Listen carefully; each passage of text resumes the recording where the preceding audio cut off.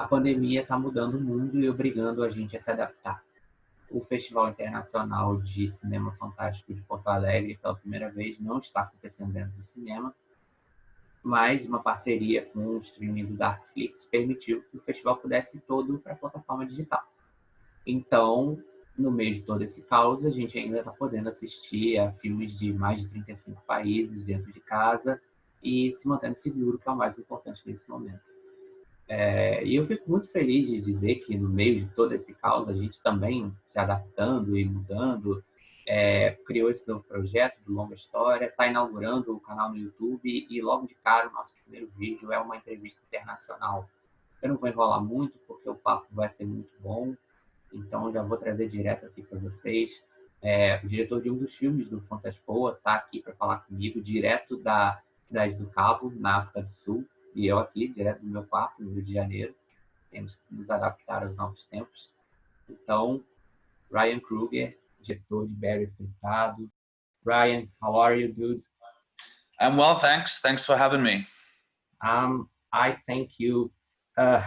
Your movie would be exhibited in a festival, and due to the pandemic, we have to switch it off and put in a digital platform. Did you have any plans to come to Brazil before that?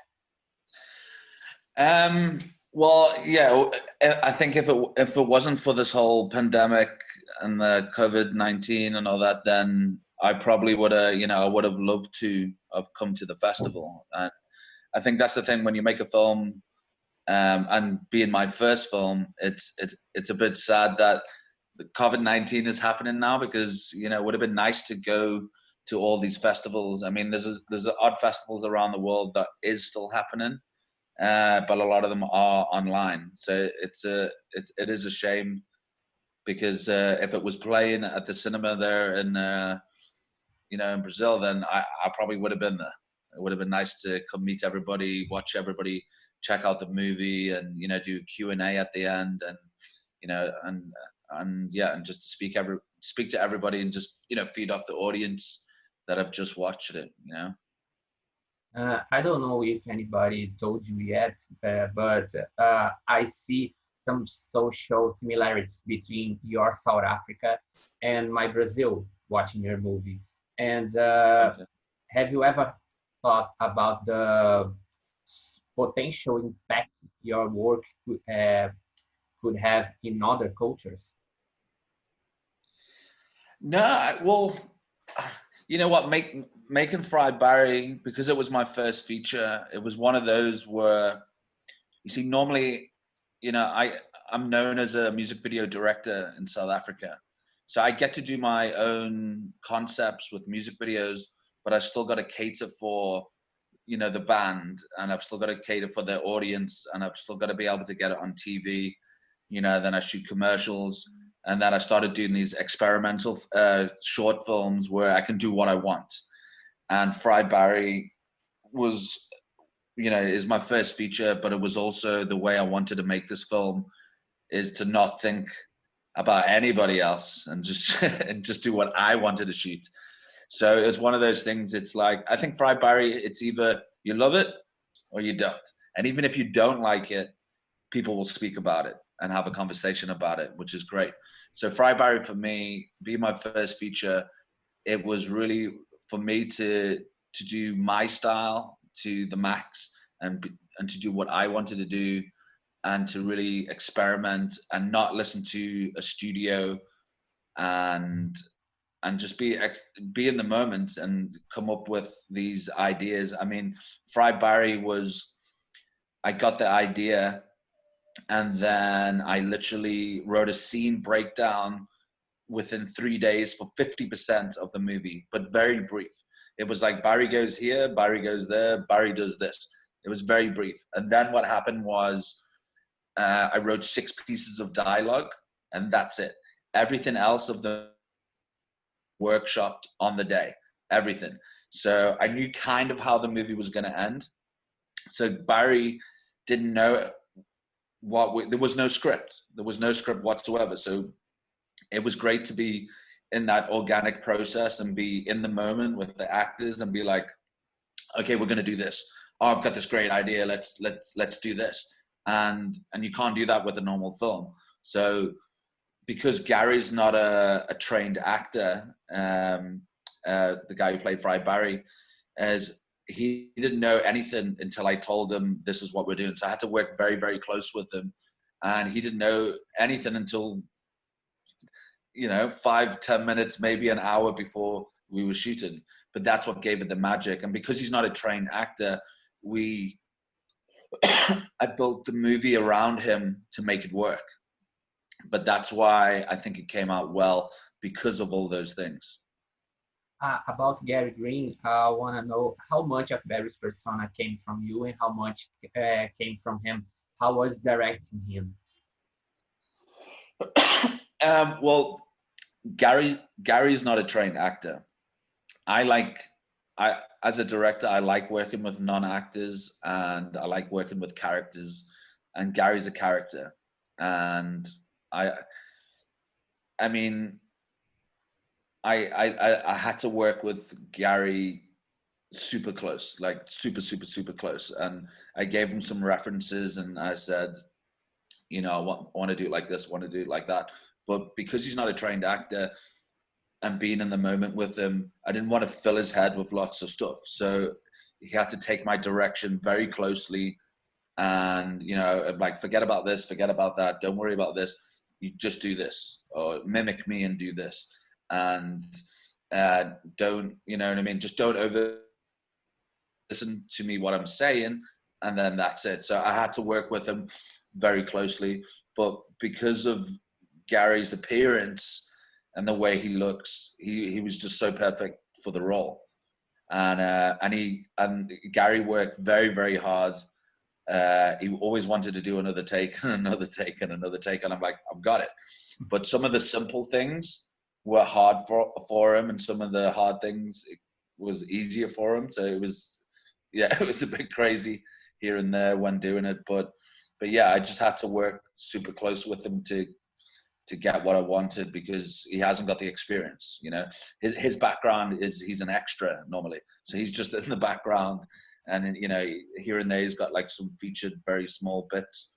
But obviously Fry Barry was like, for me as a director, was a huge challenge. But I've known Gary for a long time, so I know how to talk to him, I know how to get what I want out of him.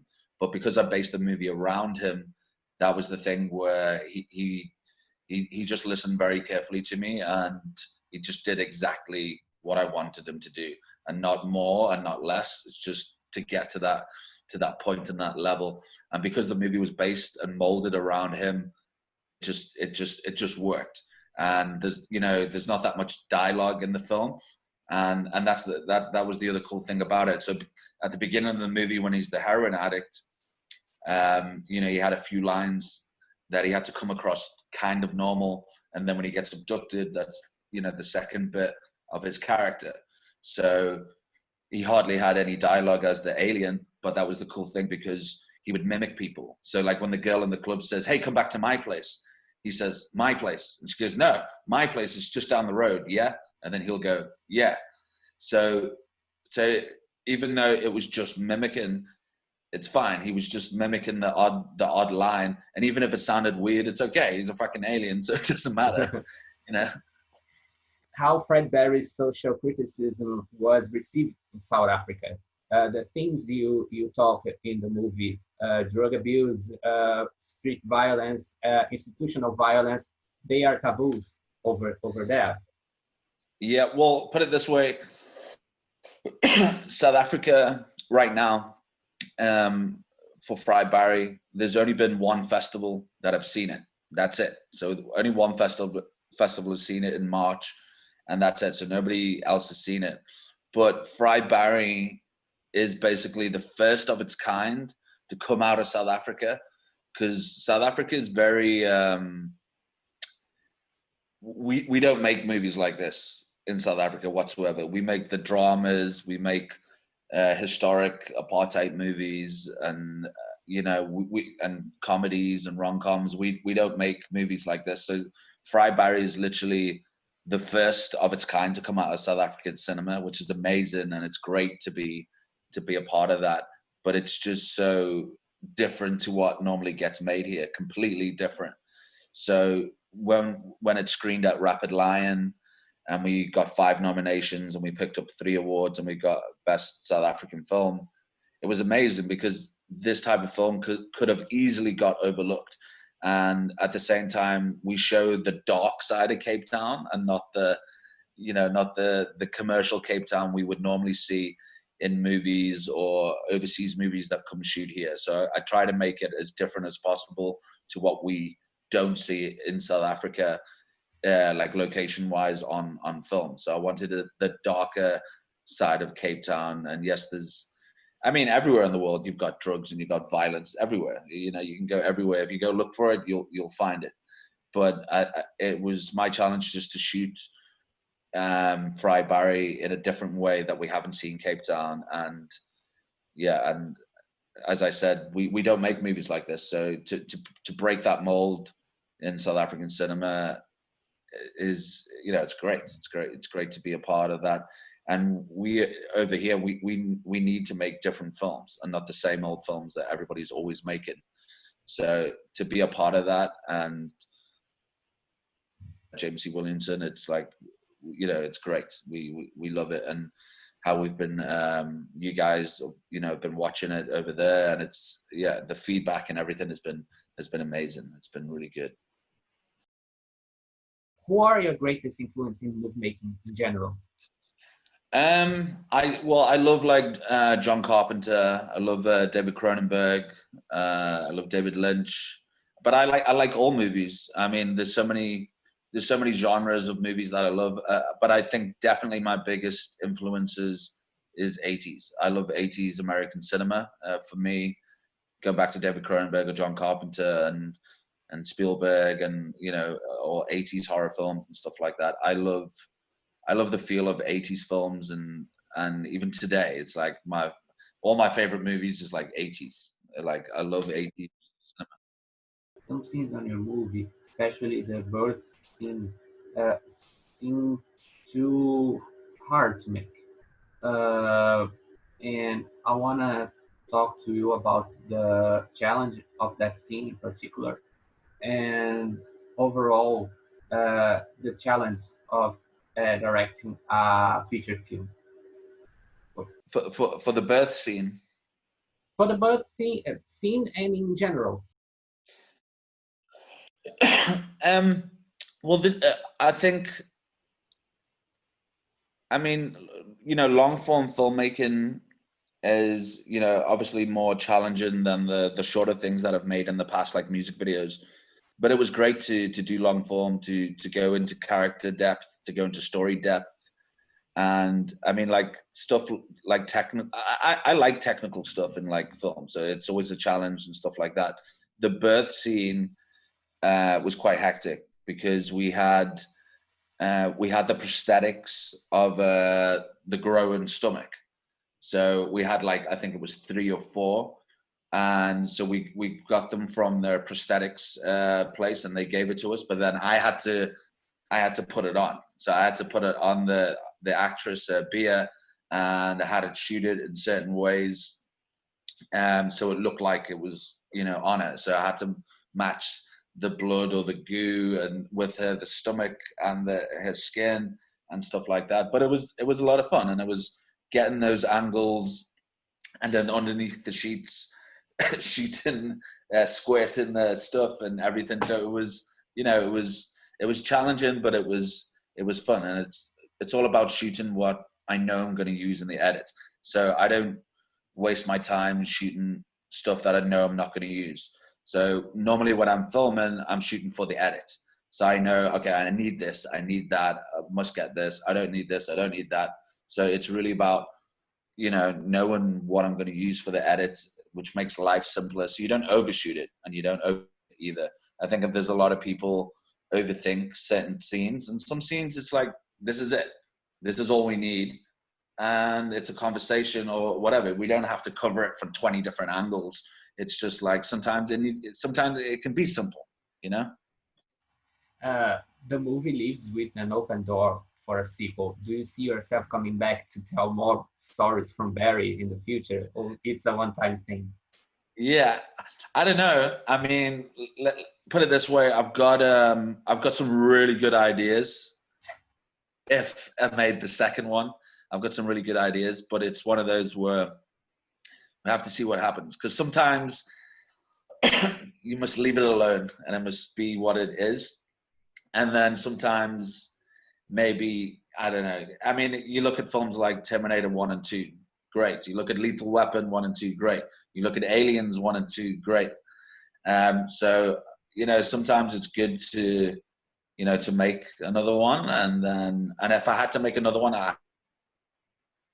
like the formula of how to make it, you know. So, you know, if I got a bigger budget to make a second one, I'd still have to make it the same way, so it has the same taste and flavor and tone to it. But I've got some really good ideas, and I think, you know, over the next you know, until the end of the year, and when it comes out and stuff, I think it's going to be interesting to see how people react and how many, like, you know, fans, because at the moment, like, it's been crazy. Like, we've got like crazy fans that's loving this movie, and, you know, there's people saying, oh, it's a cult classic. You know, it's definitely like this cult classic film. It's going to be remembered. It's a masterpiece, which is like, me and my producer, like, this is great. You know, this is great. So it's interesting to see what's going to happen, and if it all goes well and people love it, and then, I don't know, we'll take it from there. But we'll see. But it's nice the way I ended the movie, so it's very open, and it almost feels like the story's just about to be. Right. Our conversation is coming to an end. That was a pleasure to talk to you. And my last question is a product of the times we're living on. What does an artist do during quarantine? What does an artist do during quarantine? Just be creative. I mean, you've got nothing but time. Well, we're you know, we're living in these days. So I mean, during my lockdown and being at home, you know, you've got time to write, create. If you've got stuff to edit. There's those projects, or people saying, oh, I haven't got time to do this. We've got nothing but time to do so much stuff. But yeah, I think just be creative and get stuff done, because when the world goes back to normal again, you're probably going to say the exact same thing you used to say, saying, I haven't got time. We've got nothing but time. So just, I mean, during my lockdown, you know, I've done some writing. I've worked on marketing with Fry Barry. You know, I mean, I built I built a birdhouse out of chopsticks one day. Don't know why, but there was nothing else to do. I was like, I'm gonna make this, so I made it. So yeah, so I think just be creative, and all those projects that you didn't have time to do it. You got time to do it. So make the time worthwhile, instead of sitting on Netflix and watching whatever you're gonna watch. And watch Fry Barry. That's what you should do. Watch Fry Barry. Watch Fry Barry. It's a good movie. Yeah, watch Fry Barry. Thanks, Brian. No worries. Thanks so much.